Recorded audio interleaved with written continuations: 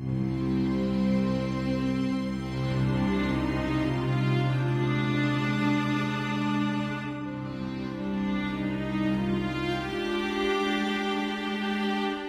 انسان پر اس سے بڑا ظلم کیا ہوگا کہ اس کے پیاروں کو بے دردی سے مار دیا جائے اور وہ یہ بھی نہ جان سکیں کہ مارے جانے والوں کو کہاں دفنایا گیا ہے اور ان کی قبر کہاں ہے۔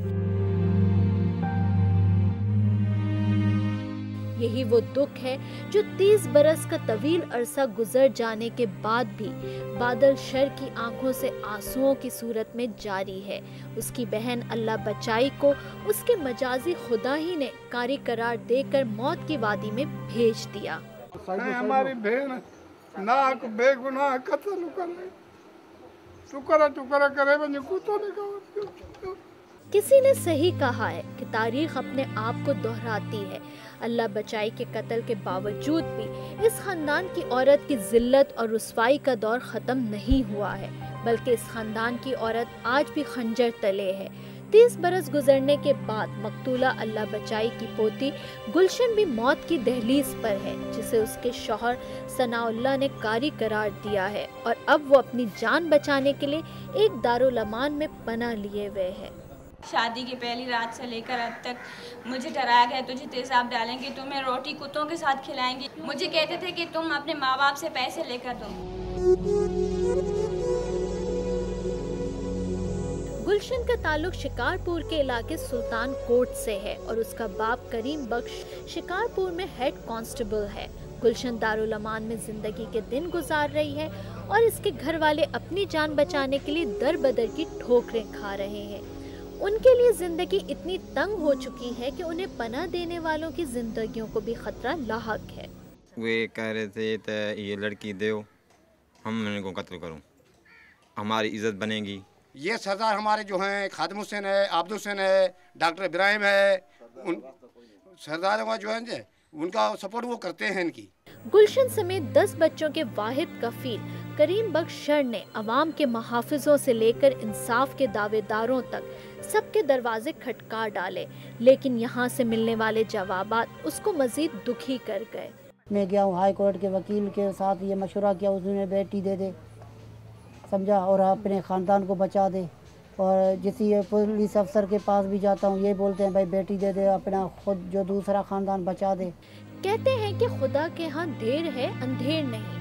شکارپور سے مایوس ہونے کے بعد آخر کار 13 ستمبر کو سکھر پولیس اسٹیشن میں اس معاملے کی FIR درج کی گئی، لیکن پولیس یہ بتانے سے قاصر ہے کہ یہ کیس شکارپور میں درج کیوں نہیں ہوا۔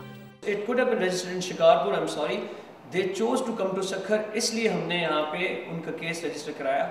کاروکاری صدیوں پرانی خونی روایات کو جرگہ اور پنچایت کی حمایت حاصل ہے۔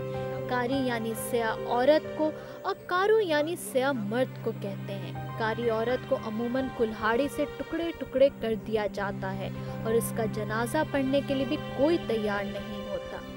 وہ جو قبرستان ہوتے ہیں نا کاروکاری کے، وہ وہی ہوتے ہیں جو جنرل قبرستان ہوتا ہے، جس کا آبا یا اجداد کا قبرستان ہوتا ہے وہی ہوتا ہے، مگر یہ جو سارا کام ہوتا ہے یہ رات کے اندھیرے میں ہی ہوتا ہے۔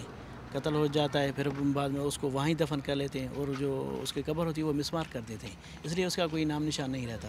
اور جب یہ جہاں بھی ہوتا ہے تو وہاں کی اس دن وہ پولیس اور اس کا ملی بھگت ہوتا ہے، ان کو پتہ ہوتا ہے کہ آج یہ ہونے والا ہے۔ دوسری جانب کاروکاری کا ظلم اب ایک کاروبار کی حیثیت اختیار کرتا جا رہا ہے۔ کاری کو تو خاک میں ملا دیا جاتا ہے، لیکن کارو قرار دیے جانے والے سے لین دین کیا جاتا ہے اور اس کی حیثیت کے مطابق اس سے رقم لے کر اس کی زندگی کو تحفظ دے دیا جاتا ہے۔ میرے کو لیے بول رہے تھے تمہارے کو ہم 10 یا 20 لاکھ روپے دیں گے، اپنی بیٹی دے دے، ہم اس سے زیادہ بھاری رقم لے لیں گے۔ یہاں پہ یہ ایک بزنس بھی ہے، زمین کے قبضے چھڑانے کے لیے، زمین کو قبضہ کرانے کے لیے، اور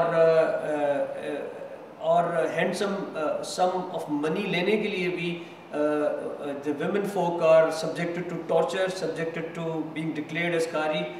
پاکستان میں خواتین کے حقوق کے حوالے سے بہت سے مثبت اقدامات کے باوجود آج بھی ہمارے بہت سے دیہی علاقوں میں خواتین کا استحصال جاری ہے۔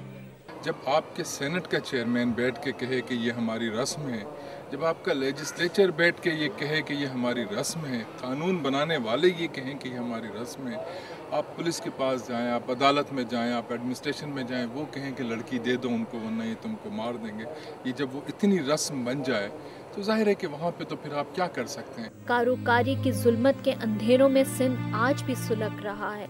ऐसा लगता है कि कारोकारी करार दिए जाने वालों की चीख व पुकार से पूरा सूबा गूंज रहा है। चारों जानिब कुल्हाड़ियों से कारी औरतों का लहू टपक रहा है।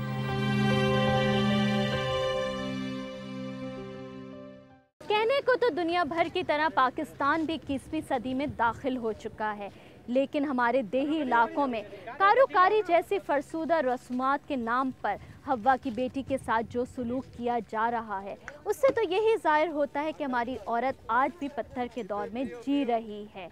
कारोकारी के नाम पर औरत की तजलील के ये वाक़यात ना सिर्फ बैनुक़वामी सतह पर पाकिस्तान की बदनामी का बाइस बनते हैं, बल्कि इक़्तिदार के ऐवानों में बैठे हमारे हुक्मरानों के लिए भी लम्हा फ़िक्रियाँ हैं। कैमरामैन ताज अहमद के साथ रबिया बेग, जियो न्यूज़, शिकारपुर, सिंध।